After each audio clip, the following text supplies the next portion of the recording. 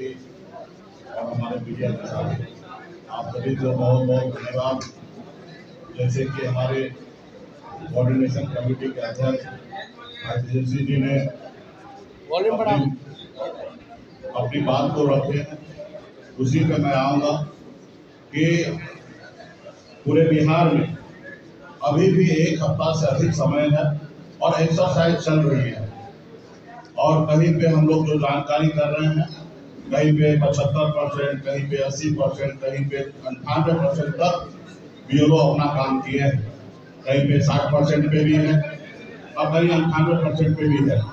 जहाँ 98% पे है उनको एसडीओ साहब के इधर, बीडीओ साहब के इधर, सीओ साहब के इधर से डांटा जा रहा है कि आप इधर 98% कैसे हो गया, इस 98% को कम कीजिए, कैसे आपने 98% तक अपलोड कर दिया है। तो ये एक्सरसाइज जब चल रहा है तो चुनाव आयोग की तरफ से एक लिस्ट जो जारी हुआ है वो बताइए कि किस तरीके से किया जा रहा है। इस देश में लोकतंत्र खत्म करने का साजिश है और बिहार में लोकतंत्र यूं ही खत्म नहीं होगा।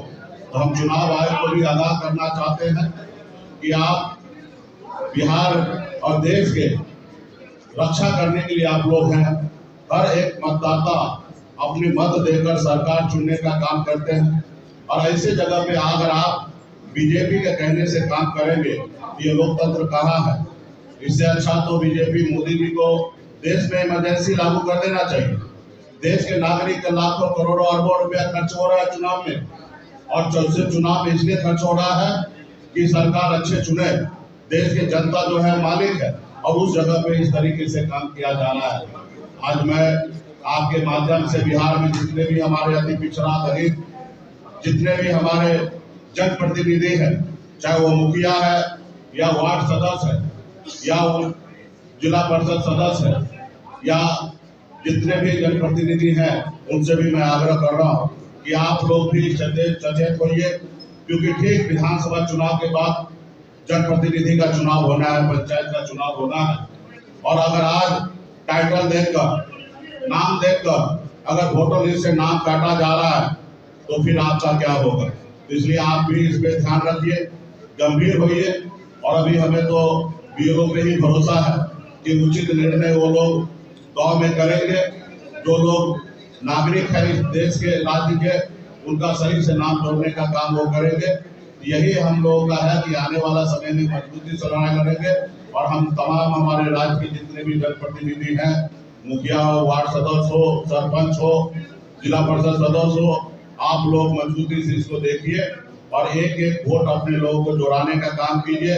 अभी तक तो जिस तरीके से हम लोगों ने बिहार में लड़ाई लड़ रहे हैं, चुनाव आयोग तो काम पे भी दूर ही रह रहा है। तो इसलिए आने वाला समय में हम लोग और एक लड़ाई लड़ेंगे। अभी ये लोग 25 तारीख को ये अपनी सूची जमा करें और बताएं कि किनका नाम कटा, क्यों कटा। अगर आप किसी का नाम काट रहे हैं तो आप उनको बताइए, हमको भी बताइए एज ए विपक्ष के नाते। और दूसरा, आप जिनका काट रहे हैं उनको भी लेटर भेजिए, उनके घर पर एक डॉक्यूमेंट के तहत उनका जवाब दीजिए कि आप उनका वोट क्यों काट रहे हैं। आज मान लीजिए कोई अमेरिका में है, कोई बम्बई में है, कोई दिल्ली में है, किसी कारण ये नहीं हो रहा तो उसका नागरिकता समाप्त कर लीजिएगा। ये तो कहीं से सही नहीं है। आपका काम है कि ज्यादा से ज्यादा वोटर लिस्ट को जोड़ना। और मैं हम अपने राज्य के सभी नागरिक से भी आग्रह करूंगा कि ऐसे समय में विपक्ष का आप लोग साथ दीजिए, लोकतंत्र को जिंदा रखिए। विपक्ष जो है वो आपका आवाज है और हम लोगों का आवाज बनकर आप लोग हमारी मदद कीजिए। तमाम हमारे बिहार के सभी नागरिक से आपका बहुत बहुत धन्यवाद।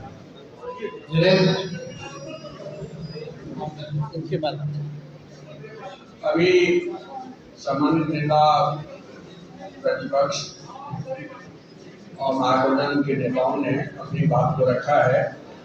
मुझे इस मौके पर एक बात याद आ रही है। दुनिया के बहुत बड़े कवि एक तानाशाह के बारे में कविता लिखते हुए बोलते हैं कि जनता जो है हमारे खांचे में ढलने से मना करती है, इसलिए जनता को ही भंग कर दो। तो ये मुझे लगता है कि मोदी शाह के तिक्रमों से बिहार के लोगों ने उसको नकारने का काम किया है और ये सरकार डर गई है। इसलिए बिहार में मतदाता सूची को एक बेतरतीब ढंग से बदल देने की पूरी कोशिश चल रही है। ये सरकार की हार की निशानी है अभी महागठबंधन की ओर से गांव-गांव में, हर बूथ पर, हर टोला में घर-घर अभियान चल रहा है और जगह जगह से मैं सीवान से लौट करके आ रहा हूँ। 12 बजे रात में मैं लौट करके आया और मैंने जो रिपोर्ट ली है, किसी भी बूथ पर 40%, 50%, 54% से ज्यादा अभी तक गन्ना फॉर्म जमा नहीं हुआ है और चुनाव आयोग एक फर्जी आंकड़ेबाजी कर रही है। तो ये एक बहुत ही, मुझे लगता है कि खतरा की घंटी है और हमारे नेता प्रतिपक्ष जी ने कहा कि इस मसले को हम लोग दिल्ली में भी बड़े स्तर पर उठाएंगे। एक बात जो मैं जोर देकर के कहना चाहूंगा कि बिहार के लिए प्रवासी मजदूर और प्रवासी बिहारी बिहार की अर्थव्यवस्था के रीढ़ हैं और ये जो मतदाता पुनरीक्षण के नाम पर प्रवासी बिहारियों को, प्रवासी मजदूरों को छापने की एक बड़ी मुहिम चल रही है। इसको लेकर के भी इंडिया अलायंस के लोगों की दिल्ली में जो बैठक होगी तो पूरे देश में भी इसको लेकर के एक मजबूत अभियान हम लोग चलाएंगे। ट्रेड यूनियन संगठनों की ओर से हम लोगों ने इस दिशा में अपनी पहलकदमी तेज कर दिया है। हम सब लोग मिलकर के एक एक वोटर के मताधिकार की रक्षा करेंगे और तानाशाही की किसी भी कदम को हम बिहार में मजबूत नहीं होने देंगे। धन्यवाद। सीपीआई से गिरफ्तारी।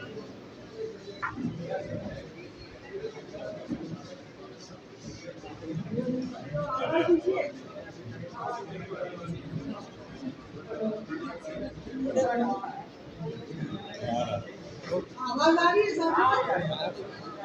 तो गठबंधन के सभी साथियों का और सभी पत्रकार साथियों का तो सलाम, जिंदाबाद। दोस्तों, अभी बहुत विस्तार से तेजस्वी जी ने बताया कि आज के इस प्रेस कॉन्फ्रेंस का हमारा मुद्दा क्या है। ये बहुत गंभीर मुद्दा है और विचारणीय मुद्दा है कि इस देश के जो आम नागरिक है उस आम नागरिक के हक को छीना जा रहा है। बिहार की 8 करोड़ जनता जो इस देश के निर्माण में, इस बिहार के निर्माण में जिसकी सबसे बड़ी भूमिका है, उसको इस वोटर नागरिक अधिकार से वंचित करने की कोशिश की जा रही है। साथियों, जरा बात सुनिए, चुप कर रहिए, हमारी बात भी सुनिए। मैं आपकी बिरादरी से ही आई हूँ यहाँ पे। तो ये बहुत ही खतरनाक स्थिति है। इसमें दलितों को, महिलाओं को, मजदूरों को, अल्पसंख्यकों को वंचित करने की पूरी साजिश हो रही है और ये साजिश बिहार के लोग नहीं होने देंगे।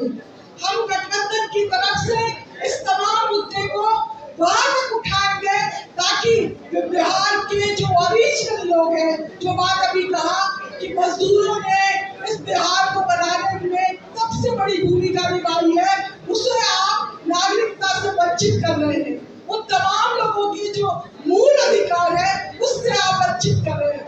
मैं आपको बताऊं कि मैंने खुद लैपटॉप पर अपना फॉर्म भरने की कोशिश की तो मुझे पता चला कि मेरा फॉर्म तो भरा गया। जब मैंने आईएलओ से कहा कि भाई आपने मेरा फॉर्म कैसे भरा, तो उन्होंने कहा मैडम अब फिर से फॉर्म भर गए हैं, आप भेजिए।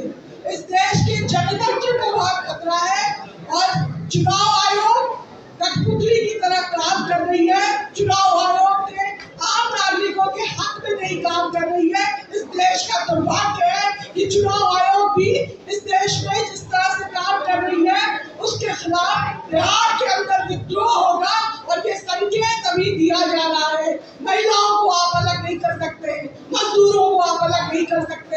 इस देश के नींव को बनाने में जिम्मेदारी क्या है? मैं यही सवाल के साथ कहना चाहती हूँ कि हम लोग इस सवाल को दूर तक गठबंधन के साथ ही ले जाएंगे और हम इस आवाज को उठाएंगे और खास तौर पर पत्रकारों पर जो हमला हुआ है, क्योंकि मैं खुद पत्रकार रही हूँ। अभी जिस तरह से अजीत अंजुम पर हमला हुआ, उस ये शर्मनाक है कि हम अभिव्यक्ति की आजादी पर इस तरह हमला कर रहे हैं। ये नहीं चलने दिया जाएगा। अगर किसी को निकालता है कि वो इस तरह करके फर्जीवाड़ा करके सत्ता में आएंगे तो बिहार की जनता ये नहीं होने देगी। बहुत धन्यवाद। सीपीएम के साथ